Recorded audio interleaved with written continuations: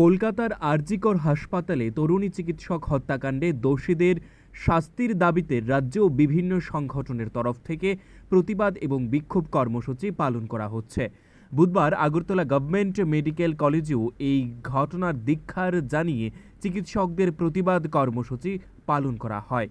GBP হাসপাতালে deputy medical super Kanak Chowdhury সাংবাদিকদের মুখোমুখি হয়ে দোষীদের চিহ্নিত করে দ্রুত দৃষ্টান্তমূলক শাস্তির দাবি জানান। তিনি কি বলছেন সাংবাদিকদের মুখোমুখি হয়ে শোনাবো একবার। আপনারা জানেন যে কলকাতার আরজিকর মেডিকেল কলেজে অত্যন্ত নির্মমভাবে একজন ডক্টর, অন ডিউটি ডক্টর, মহিলা ডক্টরকে খুন করা হয়েছে এবং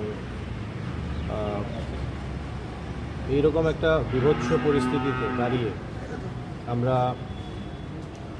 শুধু পশ্চিমবঙ্গ নয়, শুধু ত্রিপুরা নয়, সমগ্র ভারতবর্ষ এবং সমগ্র পৃথিবী এই ঘটনার ধিক্কার জানায় এবং যারা এর জন্য দোষী, দায়ী, তাদেরকে